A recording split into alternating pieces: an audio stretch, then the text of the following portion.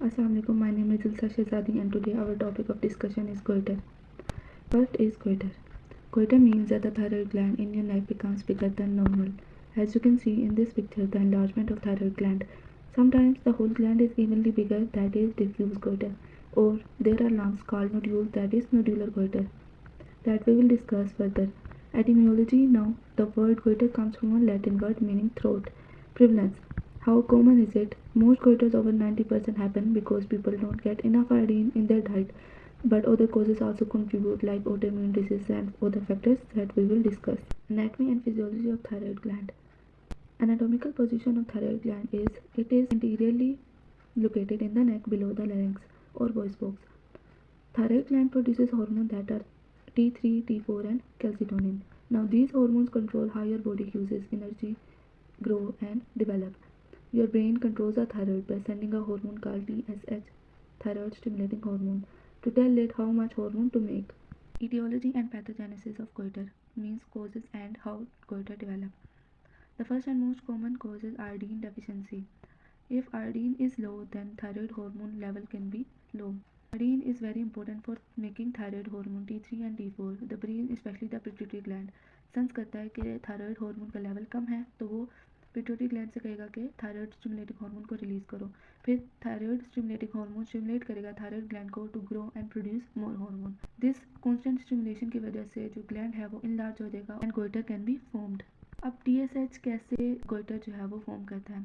TSH की वजह से थायराइड फोलिकल सेल्स जो इंक्रीज करते हैं इन नंबर एंड इन साइज, जिसको हम हाइपरप्लेजिया और हाइपरट्रॉफी कहते हैं. अब थायराइड ग्लैंड का नंबर और साइज इंक्रीज करेगा तो ऑब्वियसली वो इनलार्ज होगा, जिसको हम गोइटर कहते हैं.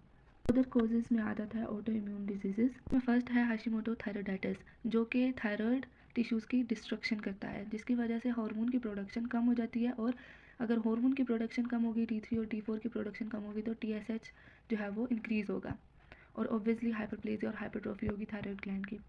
ग्रेव डिजीज़ जो है वो एंटीबॉडीज़ बनाता है, थायराइड स्टिमुलेटिंग इम्यूनोग्लोबिन जिन्हें कहते हैं, जो एज अ TSH मिमिक करते हैं, जिसकी वजह से थायराइड जो है वो ओवर स्टिमुलेट हो जाता है और ग्रोथ होनी शुरू हो जाती है, एबनॉर्मल ग्रोथ जिसे कहते हैं, और इसकी वजह से हार्मोन की प्रोडक्शन ज़्यादा हो जाती है. थर्ड है genetic factors. Hereditary predisposition influences goitre development. Sometimes जो है गोइटर फैमिलीज में भी रन करता है. Other causes tumours, exposure to goitrogens, for example cyanide, smoking, selenium and iron deficiency. Tumour जो है वो रेयर कॉज है गोइटर का, और as we know the tumour is the abnormal growth of cell. Now what is goitrogens? Goitrogens एक ऐसा substance है जो आपके थायराइड को इनफ हार्मोन बनाने से रोकते हैं. एस्ट्रोजेंस कहाँ पे प्रेजेंट होते हैं, कहाँ पे पाए जाते हैं? नेचुरली ये कॉलीफ्लावर में, कैबेज में, ब्रोकली में पाए जाते हैं, जो हम आम रूटीन में खाते हैं. अब eating this foods in normal amount तो सेफ है, लेकिन eating it a lot specially when iodine is low can cause problems. Smoking में जो है वो कुछ केमिकल्स ऐसे रिलीज होते हैं जो मिमिक करते हैं गोइट्रोजेंस को, जो कि है थायोसाइनेट. वो अब गोइट्रोजेंस का जो काम है बिल्कुल थायोसाइनेट का भी वही काम है. जैसे आयोडीन ज़रूरी है, वैसे सिलीनियम एंड आयरन भी ज़रूरी है थायराइड ग्लैंड के लिए. अगर सिलीनियम नहीं होगा तो थायराइड जो है वो फंक्शन नहीं कर पाएगा प्रॉपरली. और आयरन भी इसी तरह एक मिनरल है जो इंपॉर्टेंट है for making RBCs and enzymes. अब आयरन की प्रोडक्शन अगर लो होगी तो थायराइड के हार्मोन की प्रोडक्शन भी स्लो डाउन हो जाएगी, जिसकी वजह से गोइटर हो सकता है. Types of goiter. The first one is diffuse goiter. Diffuse goiter means that the uniform enlargement without any nodules. इसमें जो है thyroid gland, whole thyroid gland जो है इवनली इनलार्ज हो जाता है, मतलब बिगर हो जाता है. The second one is nodular goitre.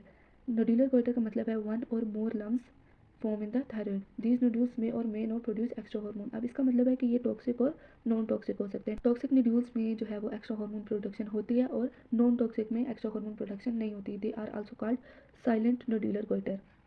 Multi nodular goitre. अब इसमें नोड्यूल जो है वो डेवलप होते हैं ओवर टाइम, जिसकी वजह से इरेगुलर और लंपी थायराइड हो जाता है. और ये क्यों होता है? ये रिपीटेड साइकिल ऑफ ग्रोथ और श्रिंकेज इन द ग्लैंड की वजह से होता है. Clinical features. Now what symptoms do people have? First and foremost, you can see or feel swelling in the neck, and also symptoms depend on how the thyroid is working. If it is hypothyroidism, means that the thyroid is underactive, then the symptoms will be tiredness, feeling cold, weight gain and constipation. And if the thyroid is overactive, means hyperthyroidism, then the symptoms will be fast heartbeat, sweating, weight loss, nervousness and tremors. Now sometimes big goiters can press on the throat or windpipe, जिसकी वजह से swallow करने में breathing problems हो सकती हैं, swallow करने में प्रॉब्लम्स हो सकती हैं और टाइटनेस फील हो सकती है in the throat. Diagnostic evaluation. Diagnostic evaluation में सबसे पहले आ जाता है फिजिकल एग्जामिनेशन, मतलब doctors look at and feel your neck to check if the thyroid size is bigger और स्मॉल और इफ इट हैज़ लम्प्स और not. The second is laboratory test. Laboratory test में आ जाता है ब्लड टेस्ट में your thyroid hormone T3 T4 and TSH levels और antibodies. Third is imaging. Imaging means ultrasound use किया जा सकता है, साउंड वेव्स से हम देख सकते हैं थायराइड को और नोड्यूल्स को clearly.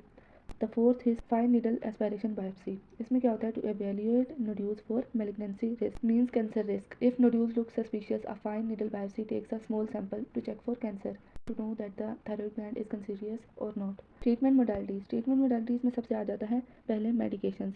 Thyroid hormone replacement. Thyroid hormone replacement उनको दिया जा सकता है जिनका थायराइड जो है वो अंडर एक्टिव हो। एंटी थायराइड ड्रग्स जो है वो उनको दिए जा सकते हैं जिनका थायराइड ओवर एक्टिव हो। ओवर एक्टिव अगर थायराइड होगा तो उसको हम हाइपर थायराइडिज्म कहेंगे और अंडर एक्टिव होगा तो उसको हम हाइपोथायराइडिज्म कहेंगे। आयोडीन सप्लीमेंट उन एरियाज में दिए जा सकते हैं जहाँ पे आयोडीन की डेफिशिएंसी हो। The other treatments are surgery, radio frequency ablation, RFA जिसे कहते हैं, और गोइटर रिमूवल। सबसे पहले आ जाता है सर्जरी। सर्जरी जो है if someone has a big lump in their thyroid gland तो that makes it hard to breathe और swallow, और if doctors think that the lump can be cancerous तो उसमें सर्जरी जो है वो ज़रूरी हो सकती है क्योंकि उस लम्प को और नोड्यूल को रिमूव करने के लिए। सर्जरीज तब यूज़ की जा सकती हैं जब या तो गोइटर जो है वो लार्ज हो, या तो वो कैंसीरियस हो, या तो मेडिकेशंस वर्क ना कर रही हों टू रिमूव और टू ट्रीट गोइटर। तो इन तीन जगहों पे हम सर्जरी का इस्तेमाल कर सकते हैं। सर्जरी की वजह से कैन रिमूव, या तो सिर्फ वो नोड्यूल या लंप रिमूव करते हैं या तो थायराइड ग्लैंड कम्प्लीटली रिमूव करते हैं।